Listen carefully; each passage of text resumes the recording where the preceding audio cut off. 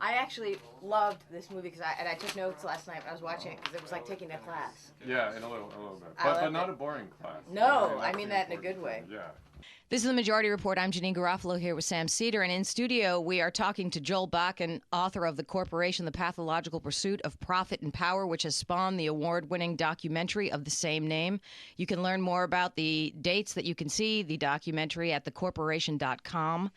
And Joel, this is I have to say, and I mean this as a compliment, I saw the movie last night. It is like taking a class. You learn more in this movie about corporations, the beginnings of them, the nature of them, in such an easily absorbed way. And it really does affect every aspect of your life. And a very interesting thing that you do is you compare the corporation's personality to that of the personality of a psychopath. So can you sort of explain how you came up with the idea to do that? Yeah, well, a lot of people find the comparison of corporations to psychopaths inflammatory and controversial, but I actually see it as just a kind of accurate analytical metaphor. And when I was sitting in Psych 101 as an undergrad student at college, I learned that a psychopath is a person who is incapable of feeling concern for other people. And when I was sitting in law school in Corporations 101, I learned that a corporation is a person, that the law actually deems a corporation to be a person, and that the law then imbues it with a personality where it says that the corporation always has to act in its own self-interest, that that's a legal imperative of the corporation. So it seemed like a kind of obvious connection that here we have a person who we require to only serve its own self-interest, who's incapable of being concerned about others or about the environment or about the public interest. It seemed like an obvious connection to say, well, if that person were human, we'd probably diagnose it as a psychopath. So give some examples of the psychopathic personality. Well, various, the inability to feel empathy, the inability to feel sympathy, the inability to feel guilt, the inability to feel remorse, the lack of any sense of moral obligation to obey the law or to obey social conventions.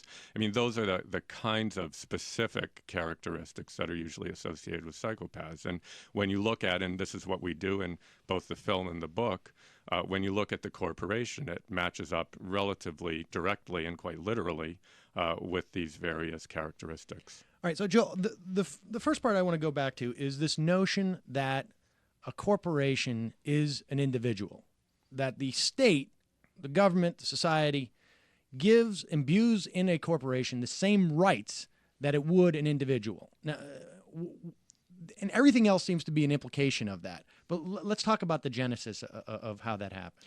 I mean, the idea that the corporation is a separate individual from the actual individuals who are part of it can be traced back to Roman law.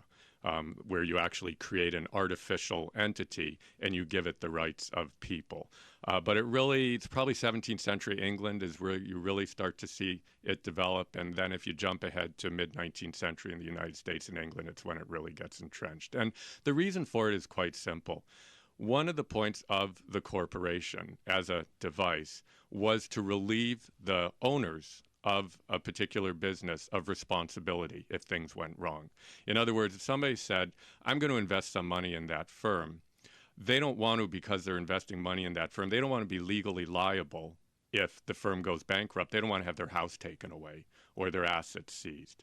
So you create this thing called limited liability, where you say that the shareholders are only liable for as much as they put into the thing. Well, if the shareholders are no longer legally liable for what the corporation gets up to, who is? And so the law pulls a rabbit out of the hat. They say, well, let's just create an artificial person who can take the rap for when things go wrong. And that's the corporate person. I have to say, this reminds me of when my father went away on vacation when I was in high school.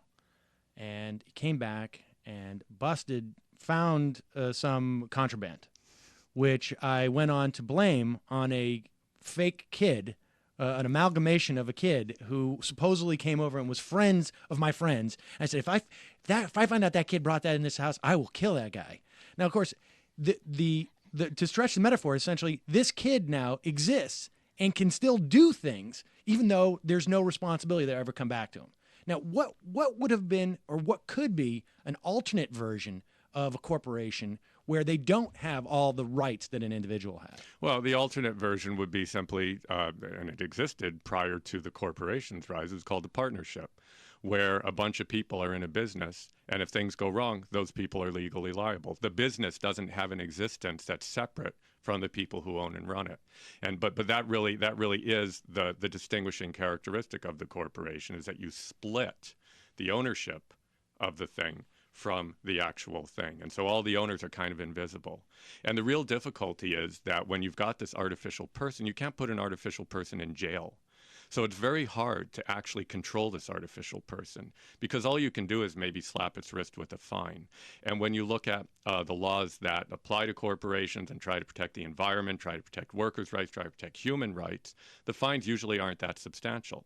So what this artificial person usually does is says, it's probably cheaper to break the law and to, take the risk of maybe getting a $25,000 fine than to install those filters so that the effluent going out into the stream isn't full of all kinds of toxins. Because if I install, the managers of a corporation say, well, if we install the filters, that's going to cost like 50 grand. If we get caught for not having the filters, that's going to cost 25 grand. So chink, chink, chink, cost benefit analysis, cheaper to break the law, we'll break the law. And you can't put the corporation in jail, and you can't put the people in jail because they're protected by this kid, this artificial person. I think his name was like Mike Sullivan. All right, we'll call him Mike Sullivan then. And another example of what you're talking about, this sort of cost benefit analysis, was like when Ford made the Pinto or something. They know there's a flaw here. They work out for every 100 Pintos we make, half of one will blow up. We'll have to pay for that, but it's still cheaper than fixing it. There's a very moving story I tell in the book of a woman named Patricia Anderson who was driving, it was actually a Chevy Malibu. It's the same story as the Pinto, but it's GM. I mean, Ford isn't unique. She was rear-ended and her car blew up, and her kids were all severely injured. And basically, during the trial, they uncovered a memo that had been written by an engineer at GM, which did the actual cost-benefit analysis, assessed the cost of a human life, of losing a person as a result of a fuel-fed fire, at $200,000. So that General Motors would have to pay $200,000 for every person that was killed as a result of this design flaw. And they did the calculation and realized it would be cheaper to just leave the design flaw, not put a metal bracket between the fuel tank and the rear bumper, not have a wider space between the fuel tank and the rear, just leave the design flaw. It'd be, I think it ended up being about $6 cheaper per vehicle on the road to leave the design flaw than to fix it and save potentially many lives. So Robert McNamara is the personification of the corporate psychopath personality. As you know, if you watch The Fog of War, he talks about the cost of human life and what is acceptable, and he speaks about it in a very clinical way. When we come back from the break, I'd like to talk about the 14th Amendment and how the corporation has availed itself of that for its benefit. This is the Majority Report. I'm Janine Garofalo here with Sam Cedar. We're talking to Joel Bakan, author of The Corporation, The Pathological Pursuit of Profit and Power, which spawned the award-winning documentary of the same name. You can go to thecorporation.com to learn more about that. We'll be right back. Let's talk about the 14th Amendment, which was originally put in place to, I believe, help emancipated African Americans to achieve full personhood in the eyes of the law in the rest of the country. And then, of course, corporate lawyers availed themselves of this amendment. How did they utilize it? Yeah, I mean, this is one of the stories in the film that the 14th Amendment, the Due Process Clause, the Equal Protection Clause were put in place to protect freed slaves. But corporations saw in it an opportunity, and corporate lawyers in particular saw in it an opportunity. The logic was they said, well, we're considered to be persons at law. And if we're persons at law, the 14th Amendment talks about the rights of persons, then why don't we go to court and say that we have constitutional rights under the 14th Amendment, primarily to try to beat back attempts by governments to regulate and tax the railroads. I mean, that's primarily what was going on at the time. And the court said yes. The court went along with it in a case in the 1880s. And the ensuing roughly 40, 50 years, the U.S. Supreme Court fashioned a set of precedents that gave corporations and businesses immense powers under the Constitution to thwart the attempts of state governments and the federal government to bring in regulations to protect workers, like maximum hour legislation and minimum wages and those sorts of things. It came to a head in the 1930s because Franklin Roosevelt wanted to bring in his New Deal and was concerned that this jurisprudence, the set of laws that the court had crafted, would ultimately lead to his New Deal being struck down as unconstitutional because of all these constitutional rights that the corporations had. So what he did, which was quite clever, is he said, I'm going to change the number of judges on the Supreme Court. I'm going to change it to 14 from 9. And I'm going to put 5 of my pals who see things my way on the court. And it was called the court packing plan. And the most amazing thing happened after he threatened to do that. All of a sudden, the court backed off of this approach and started to be very deferential to government's attempts to regulate corporations. And he brought in his New Deal, and there was no constitutional problem. And the rest is history. Can we talk about the 1934 attempted coup over President Roosevelt from Wall Street? Yeah. Yeah, it was. I mean, it's a fascinating story, and it's not generally found in history textbooks in college or in schools. It was a retired Marine general named Smedley Darlington Butler, who that's Janine's favorite. I love Smedley. Marine. War is a racket. War is a racket. Yeah, I love, exactly. Yeah. He wrote a pamphlet called "War is a Racket," and his basic view. On the basis of experience. I mean, he was the guy who led the Marines in Central America, in Haiti, and in China, on behalf, by his own confession, of major corporations in Wall Street at the time. And it was actually a personal thing that happened to him that led to this shift from being a sort of, a military tool of Wall Street to being a pacifist, an anti-corporate pacifist. His son signed up for the Marines, and all of a sudden he was faced with the prospect of losing his son, and it caused him to think about what war was really about. And he realized, on the basis of his experience, and I should say he's one of the most highly decorated generals in U.S. military history. I mean, this guy, he rocked as a Marine general. And but he completely shifted gears, and he went on the lecture circuit and was propagating these views that he was just, he said at one point, he said Al Capone thought he was a big deal. He ran 3 cities. I ran 3 continents. So he seemed like exactly the kind of guy that would be useful for leading a coup, overthrowing the U.S. government of Franklin Roosevelt at the time. And people were upset with Roosevelt because of his New Deal and because he'd abandoned the gold standard and other things. Let's get Smedley Butler to raise an army of veterans. And this was the approach that Mussolini had used. And it was, to some extent, the approach that Hitler had used. It was an approach that was fashionable in France at the time. You get retired, basically veterans, and you put an army together, and he can lead that army on a march on Washington and overthrow Roosevelt, if Roosevelt is unwilling to sort of take himself out of the picture. And then Smedley Darlington Butler would be installed effectively as what was called an assistant president, but really the idea was that Roosevelt would plead ill health and become a figurehead, and Smedley Butler would run the country as a fascist dictator. Now, it seems all too bizarre to be true, but, the documentation is there. And the documentation, in fact, is there in the records of the House Un-Americans Activities Committee, which was a congressional committee which Joe McCarthy later took over to rout out the communist threat. It actually began as a committee that was concerned about the fascist threat in the United States. And so they called Smedley Darlington Butler before them. He told his story. They vindicated his story right down the line, and concluded that, were it not for the general's patriotic actions, there may have actually been a shift to a fascist United States.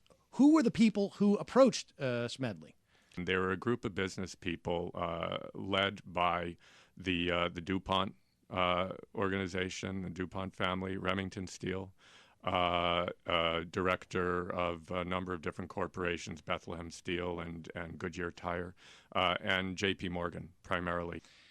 Where is there legal codification of a corporation's personhood? Is that just in the sort of years of judicial rulings, or? It depends on which state you're in. I mean, in some jurisdictions, it's actually codified in legislation.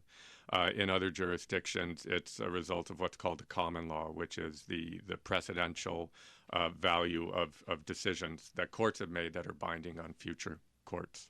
Now, isn't it, I mean, since, we know in rational, non-legal terms, we know that corporations are not people, and they were not born with inalienable rights. So isn't it really the question of that government really in truth, can't constrain corporations because corporations would not exist were it not for the government giving them a charter to exist. Absolutely. I mean, I think that is one of the key messages of the book and the film, is that the corporation is our construction. We made it. I mean, we the people in a democracy have put governments in place that made corporations, that continue to empower corporations, and that have the authority to do what they want with corporations. I mean, the point is that governments have absolutely no authority to do anything except serve the public interest. That's their institutional mandate. Corporations' institutional mandates serve its self-interest. Government's institutional mandates serve the public interest. So if you play out that logic, the only justification for the existence of the corporation made by government is that it served the public interest. And arguably it's not doing that. It does it in some ways, no question, but arguably the balance between the harms that it's causing in the world and the good that it's causing is currently skewed. And so what really needs to happen is governments, and in a way us as citizens, have to take control back of this institution. It does some things rather well. I mean, it does, produce products and it creates wealth. But we're now living in a time when the ideology is that we should just let it run free. We should let it get as big as it can get. We should give it all our public services through privatization. There's nothing that a corporation can't do, and there's no freedom that it shouldn't have. And that, I think, is very, very dangerous. Let's talk about externalities, which is a euphemism that economists use for the public cleaning up the mess, literally and monetarily, that is made by the corporations. Yeah, I mean, an externality is just it's an economic term that I think masks the true horrors that it describes.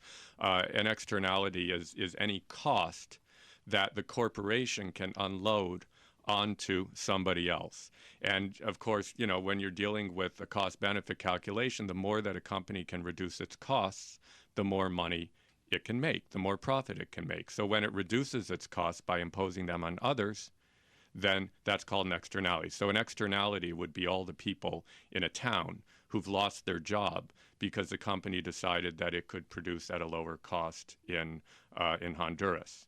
Now, it's not that there are no costs to the corporation moving. It's just that the corporation isn't suffering them. It's the people in the town. So the corporation has effectively taken the extra costs of labor, the difference between the Honduras workers and the workers in the town in, say, the United States, and it saved that money. And it's the workers who have paid the cost for it saving that money. And then the workers in Honduras are paying the cost because they're getting paid 3 cents an hour. And so they're paying the cost. That's the difference between what they're getting paid and what they should be getting paid if they weren't being horribly exploited. So their externalities is their suffering, their poverty, all of that. So all over the place, there are these externalities being created, and the corporation is actually making more money as a consequence. Now, there's a movement afoot to change the way that we calculate the GDP, which would include those externalities in a broader sense, isn't there? Yeah, there is. Alternative economics and people within the field of economics who are sort of critical. I mean, right now, the way that GDP and GNP are calculated, basically everything is a benefit. I mean, if you destroy a river and create profit as a result through that pollution, then that's only a good thing. And there's no way to take account of the pollution when you're calculating GDP. So what a lot of progressive and alternative economists are saying is we have to have a fuller picture of what's going on. Wealth isn't just the amount of money that's created through extracting and exploiting the earth or labor from people. Wealth includes the health of the people, the welfare of the people. It includes the integrity of the environment. So if we redefine wealth in that way, then we're actually engaged in a much more complicated calculation when it comes to the kind of wealth that we're destroying in order to create other kinds of wealth. I'd like to talk about the year 1940 with the synthesis of chemicals, which produced a whole new other era in shame for the corporation. And there was one scene in your film that I found devastating where they have a breakdown of some of the problems that are incurred on families, children, from being exposed to these chemicals. And it said, child born without eyes. And that's just another thing in the rundown of things the corporation is not particularly concerned with and that they will continue to lie about. And then you show a picture of the little boy who's born without eyes. And I want to talk about that when we come back from the break. We're talking to Joel Bakan, author of The Corporation, The Pathological Pursuit of Profit and Power, which has spawned the award-winning documentary of the same name. Please go to thecorporation.com to find out where it's playing near you. This is The Majority Report. We'll be right back. Fake commercial. We're supposed to do a B, C only. Starbucks. Expand the C. Evil corporation. Pus-filled milk. Going to D. I might get a staph infection that won't heal, but it's delicious. Before the break, we talked about the new era, 1940, ushering in the new era of synthesizing chemicals, which produced a whole host of deformities and now the cancer epidemic. I believe it's 1 in every 2 men will be stricken with cancer and 1 in every 3 women. Now, can you explain the links between the corporation and the cancer epidemic? Yeah, I mean, again, the corporation is driven to do whatever it can do in order to create wealth for its shareholders, and when that's combined with certain technological developments, problems can result. And back in the 1940s, it became science revealed various uses for petroleum products, creating all kinds of different chemicals that served various kinds of purposes. I mean, whether it's DDT or whether it's cellophane, to wrap your sandwich in. But basically, the carbon molecule became a source for all kinds of things, plastics, that actually are very toxic. I mean, they're very toxic in terms of people's health. They're very toxic in terms of the environment. And once you create them, it's very difficult to get them out of the system, out of the ecosystem. And there's the difficulty, I mean, in terms of linking that to the corporation, is that with this very sort of potent and dangerous technology, there's no internal kind of constraint in the corporation that would say, hey, maybe we should be careful about how we use this. Corporations can't do that. They're not programmed to do that. So instead, it's just let's produce more of them. Let's get them out as much as we can. And we're not really concerned, and we can't be concerned about what that effect will have on other people. Now, the idea is that government is supposed to be concerned, and government is supposed to pass regulations that appropriately stop the influx of these chemicals into the environment, and that deals with disposal and all of these other sorts of, whether it's PCBs or plastics or whatever. The problem is that for the last 30 years, we have been in a political context that has said deregulation is good. Now, what we should do is we shouldn't be regulating corporations. So here we have an institution that's incapable of regulating itself, that is producing and disseminating very toxic things into the environment. And we have governments under the, severe lobbying and campaign financing of corporations rolling back the already relatively weak constraints that exist designed to protect public health and the environment. And that's really the equation that we're dealing with today. And, what I say in my book is this is insanity. I mean, if we really understand the nature of the corporation, then we should also understand that this is a bit of a monster that has to be put on a leash. I mean, that's really the issue. I mean, the point is that if you're going to say this entity is legally a person, you should hold that legal person to the same standards you would hold a flesh and blood person. And instead, we now have this contextual framework where we talk about letting restraints off of corporations or constraining them, when in fact, it's the government that gives them permissions and privileges for everything they do, including their very existence. Yeah. Now, just to wrap it up, you say that their only self-interest, they're legally responsible for their own self-interest. Is there the only individual liability is, in fact, if you do not maximize profits for the corporation? That's correct.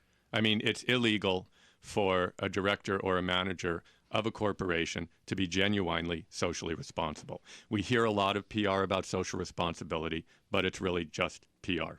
So when people call corporations evil, what they're really saying is that they're simply completely amoral. I think you compared it to a shark. Amoral and dangerous are terms I prefer to use to evil. I mean, in the institution, we've created an amoral entity. The problem is that we're giving it more and more power and more license, and that, for us as a society, I think is a self-destructive route. And in summation, I'd say another interesting point you make in the film is that the corporation is guilty of intergenerational tyranny, meaning that this is taxation without representation, since your grandchildren's grandchildren will be paying the price physically and literally for all the externalities, if you will, of what the corporation has wrought.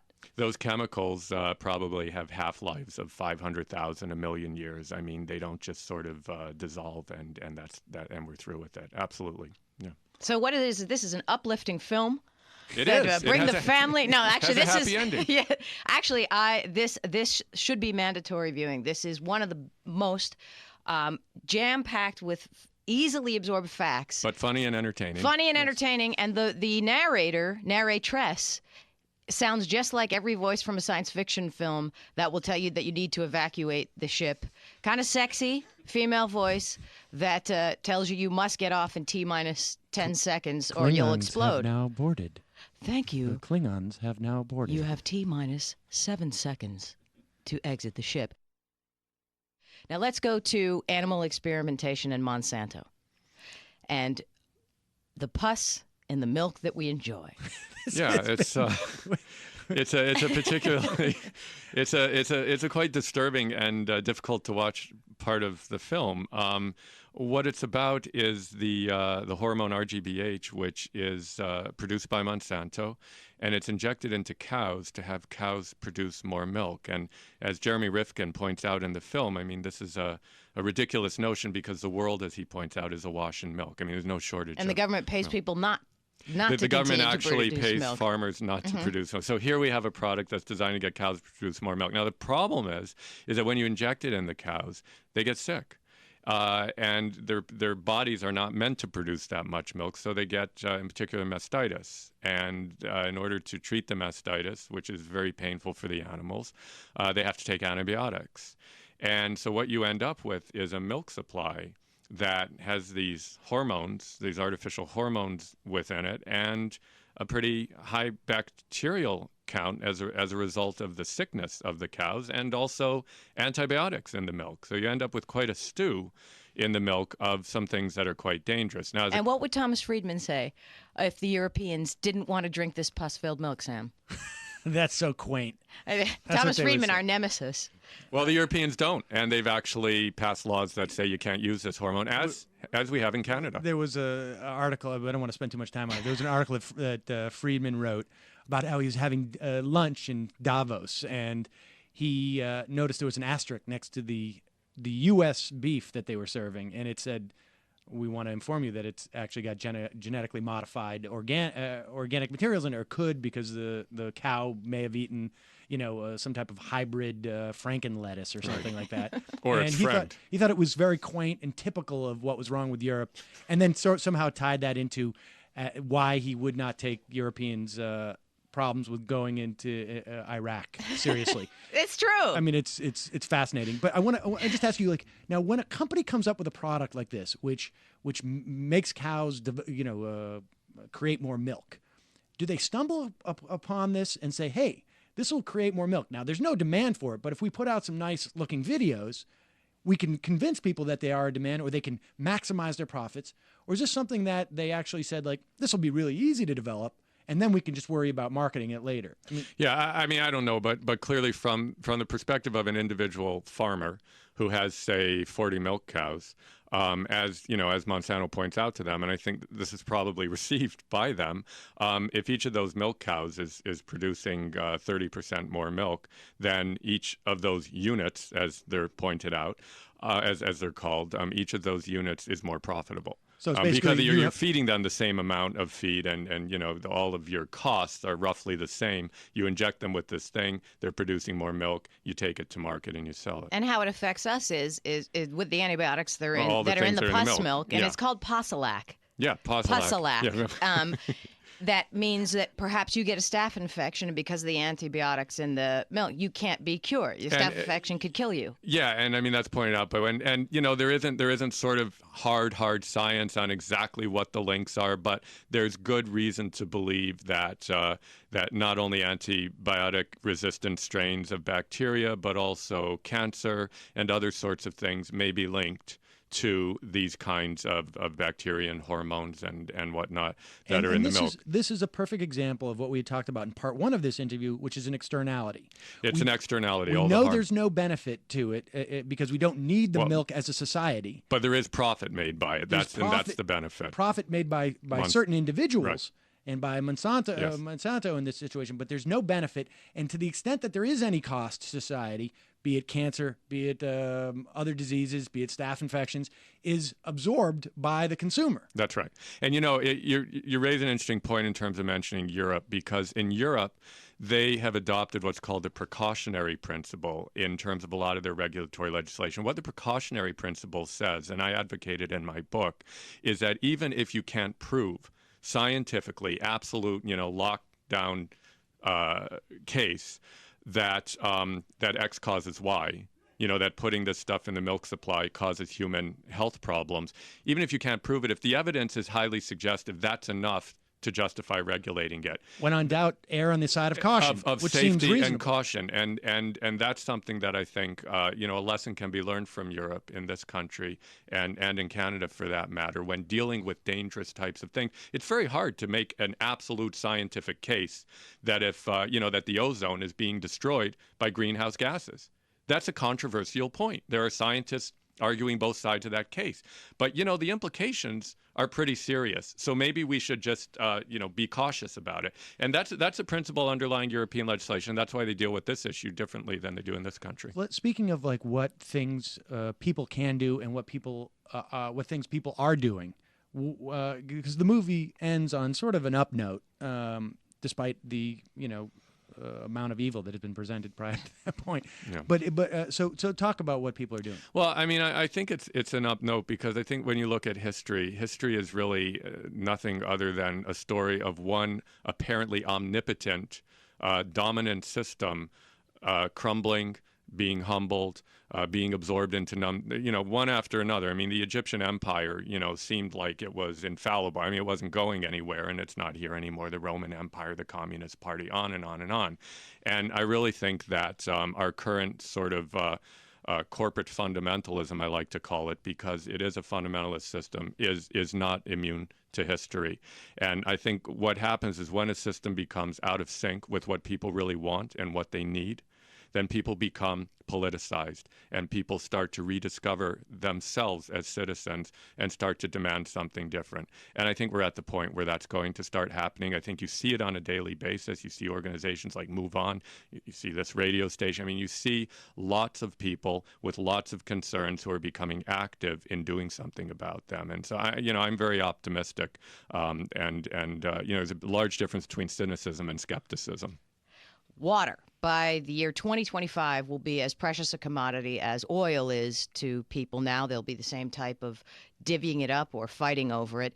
And right now, I believe Bechtel, Rumsfeld's Bechtel, has a jump on privatizing water. Can you talk a little bit about that? Yeah, I mean, Bechtel is one of the companies and some of its subsidiaries that in various parts of the world, including the United States, is taking over from public entities and public utilities the running of the fresh water supply. And we have a story in the book and the film about how they attempted to do this in Bolivia.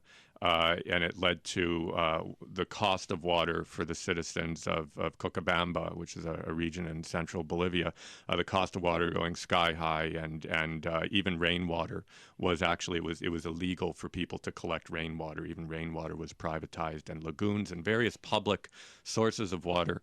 And the people said, we're not going to take this, and they hit the streets in huge numbers and actually took back into public hands and into democratic hands, the water supply.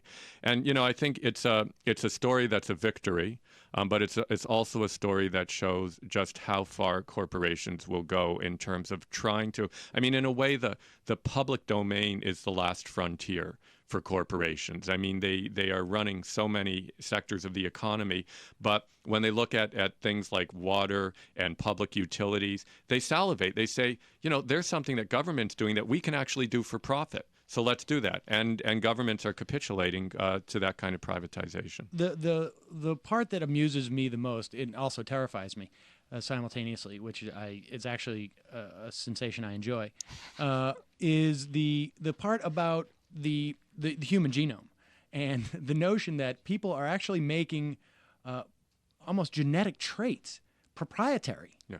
So that, brown eyes in 30 years, brown eyes brought to you by Halliburton and Root, or brown eyes brought to, I mean, to the point where, so talk about this, because I mean, patent laws, it's another area where the law has capitulated to corporate lobbying and corporate pressure. I mean, there was a time not very long ago when you simply couldn't patent a life form. And as a result of various decisions in this country by your Supreme Court, you end up in a situation where a life form can be patented, including a strand of DNA, if the patenting entity, which is usually a company, a corporation, can show that there's some kind of a use for it. And a use means that there's some capacity for commercial exploitation. And I think, what water shows, what the genome shows, what these examples show is that unless we are really careful and really diligent and really vigilant, corporations are going to end up sort of in the very sinews of ourselves and our society, and everything is going to be something that's simply there for commercial exploitation. People think that, when people hear about genetic manipulation, the fear is always that scientists are crazy and they're going to. The real problem is that we've now made a profit incentive to create a Frankenstein. Because if you can justify the Frankenstein in some profit way, then somebody will do that. Well, and not just that, but you've got companies actually funding the science. I mean, increasingly, science itself is being privatized. Science is being funded less and less by public institutions and universities, and more by corporations who, want to develop a particular kind of product and harness the energy and the intelligence of scientists to get it, whether you're talking about the genome or you're talking about chemicals or whatever. So the notion that science is there for the public good itself is under challenge and being threatened. There's an interesting part in your movie where they show marketing research on nagging. They actually study the nagging habits of children to learn how to manipulate nagging patterns so that the children will nag their parents for more products. Absolutely, and we talk about that in the book and film. That this is Lucy Hughes, who's at one of the largest or the largest sort of placer of advertising time in the world. And she and her coworkers came up with a scientific breakdown of the way that kids nag. And they realized there are two different ways. And I have a couple of kids, and I've been victim to this. And they can either sort of say, "Mommy, I want the Barbie dream house. I want it. Wine." And basically what they realized is that has an effect on some kind of parents, but not others. So they divided parents into 4 categories. And sort of guilt-ridden single parents will buy the Barbie dream house. But then other kinds of parents won't. For them, the nag has to be what's called a nag with importance. So you have to say, Mommy, I want to buy the Barbie dream house so I can have, Ken and Barbie together and they can have a family and blah, blah, blah. And so to give a reason. And so these 2 different kinds of nags will elicit different responses depending on whether you're one of 4 different kinds of parents. And so they broke all this down scientifically, and then they help advertisers design advertisements that elicit the right kind of nag for the right kind of product for the right kind of demographic. So it's like when my kid bugs me about Ken and Barbie, I actually see an educational value or a qualitative value to this. That's right. That has been predetermined by the advertiser. Right. And if you're the kind of parent that's important to, then that will make you buy it. But if you're the kind of parent that just wants to shut your kid up because you're working 2 jobs and you don't have proper childcare and blah, blah, blah, then it's actually going to work better if you do the other kind of nag and just drive your parents crazy. Well, my remedy is don't have kids. And you've been listening to The Majority Report. I'm Janine Garofalo here with Sam Cedar. We've been talking to Joel Bakan, author of The Corporation, The Pathological Pursuit of Profit and Power, which has spawned the award-winning documentary of the same name. You can go to thecorporation.com to find out where it's playing. And you must see this documentary. You must buy this book. And then you can have a very educated conversation with your annoying father about why what's good for the corporation is not good for you. Goodbye.